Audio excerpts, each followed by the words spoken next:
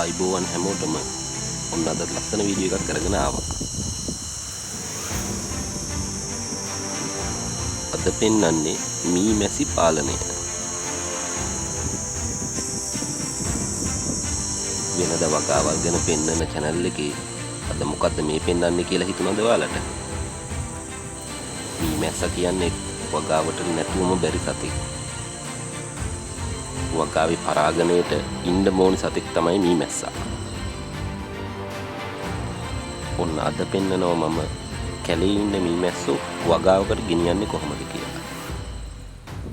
හැබැයි මේ වැඩේ හැමෝටම කරන්න බෑ. ඒ ගැන දැනුමක් තියන අයට විතරයි මේක කරන්න පුළුවන්. ඒක මේ වීඩියෝ බලලා ඉවර වෙනකොට ඔයාලට හරියටම තේරෙනවා. ඉතින් අද මාත් එක්ක එකතු වෙලා ඉන්නේ මී මැසි පාලනය ගැන හොඳ දැනුමක් තියෙන සුපිරි කොල්ලෙක්.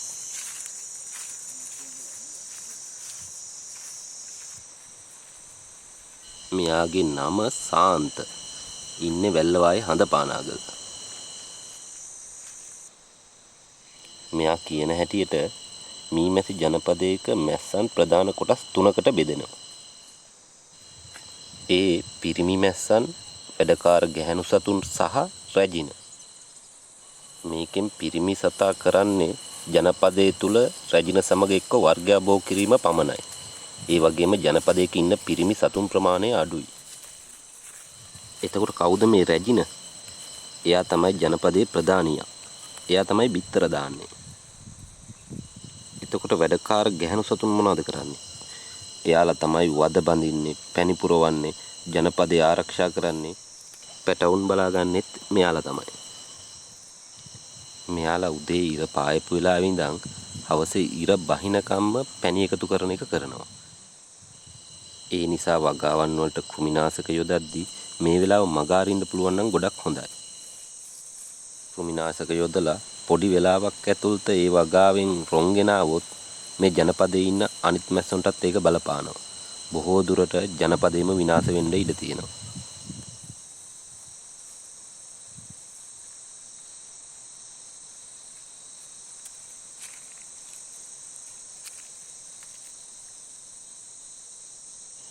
මීයක් කඩද්දී මුලින්ම මෙන්න මේ විදිහට දුම් ගහනවා. ඒකෙන් වෙන්නේ මී මැස්සන් දුමට මත් වෙලා වද වලින් ඉවත් වෙන එක.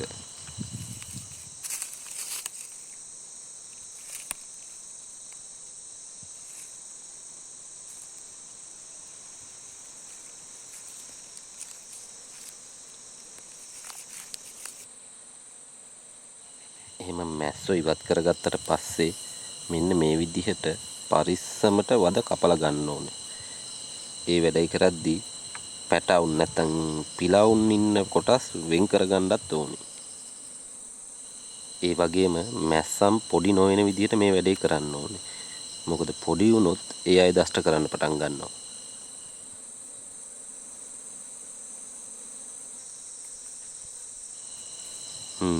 කොහොමද? ඔන්න පැණි. දැක්කම කටට කෙලවුණනව නේද? මී පැණි ආයුර්වේදයේ බෙහෙතක් හැටියට ගොඩාක් ප්‍රයෝජනවත් වෙනවා. ඒ වගේම රූපලාවන්‍ය නිෂ්පාදන වලට, සබන් වලට, බිස්කට් නිෂ්පාදනයටත් යොදා ගන්නවා. මේ තියෙන්නේ පැටවුන් නැත්තම් පිලව් වද කියන ඒවා.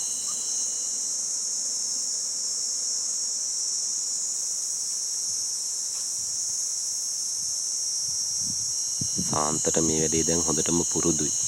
හැබැයි පුරුදු නැති කෙනෙක්ට මේ වැඩේ මේ විදිහට කරන එක ලේසි නැහැ.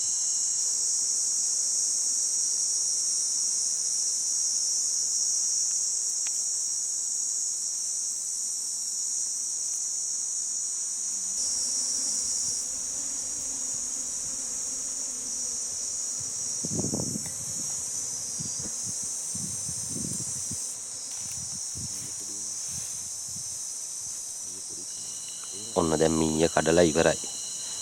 දැන් තමයි හොඳම හරිය. දැන් මේ රැජිනත් එක්ක මේ මැස්සෝ ටික ගන්න ඕනි. ඒ වැඩේ කරන්න පැටවු ඉන්න වද ටික ප්‍රයෝජනවත් වෙනවා. බලන්නකෝ ඒක කරන හැටිත්.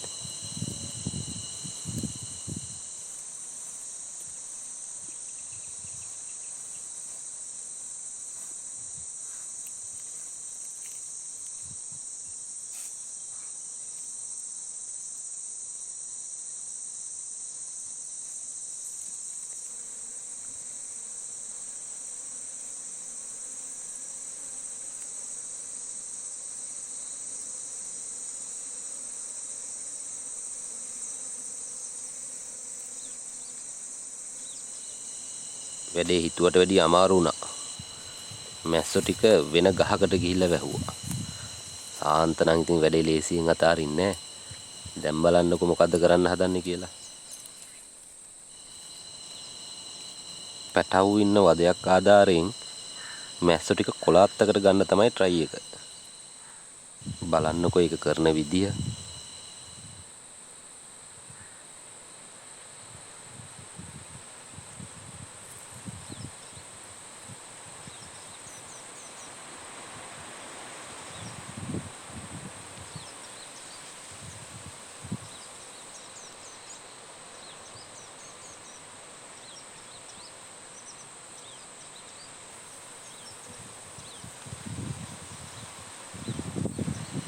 මුණන් ගියාත්මේ වලහෙද්ද කොහෙද? බලන්නකො මැස්සෝ අල්ලන ලස්සන.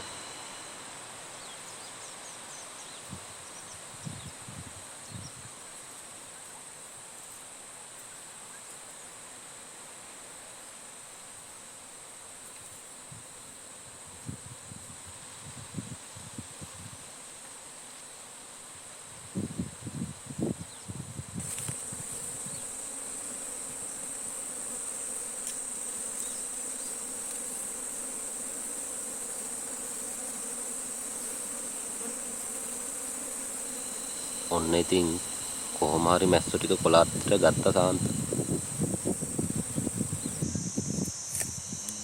ඔන්න බලා ගන්නකො රැජින. ඔය ඉන්නේ රැජින. සාමාන්‍ය රැජින ජනපදයේ අනිත් මැස්සොන්ට වඩා ටිකක් විශාලයි. ඒ වගේම එයාගේ පැහැය පොඩ්ඩක් වෙනස්. එයාව අල්ලගත්තම අනිත් මැස්සෝ ඉබේම එතෙන්ට එනවා.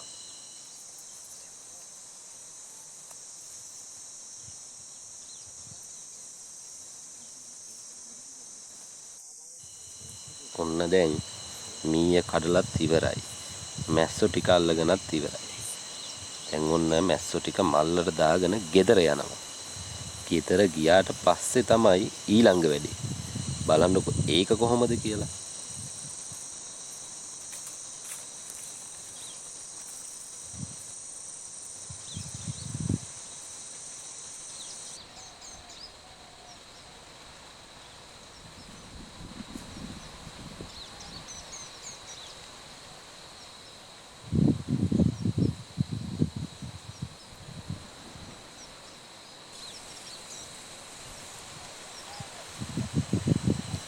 දැන් මේ මල්ලේ ඉන්න මී ජනපදය මී පෙට්ටියකට ගන්න ඕන.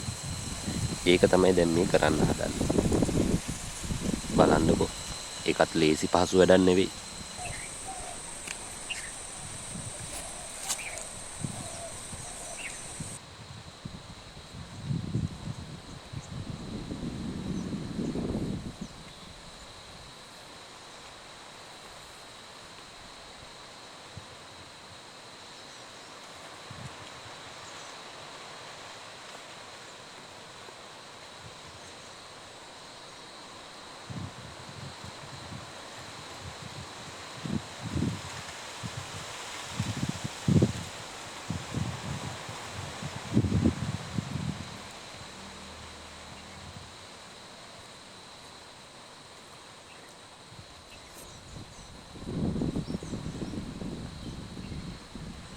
මුලින්ම පැටවු ඉන්න වද මෙන්න මේ විදිහට ගැට ගහ ගන්නවා.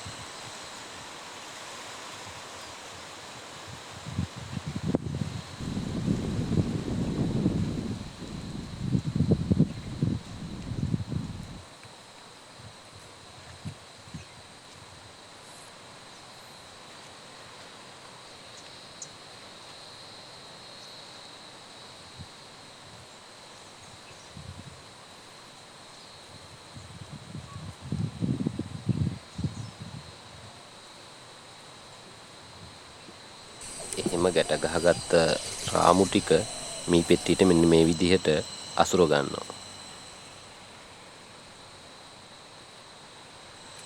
ඔන්න දැන් තමයි හොඳම ටික. දැන් අර කොලාත්තේ ඉන්න මැස්සෝ ටික මේ පෙට්ටියට ගණ්ඩායි හදන්නේ. බලන්නකො ඒ වැඩේ කරන විදිය.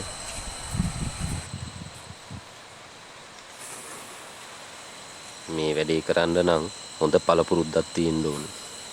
නැත්තම් මේ මැස්සෝ විදින්න ගත්තොත් බේරෙන්න වෙන්නේ නැහැ. බලන්නකො මැස්සෝ අල්ලන විදිය. හරියට ටොපි අහුලනවා වගේ.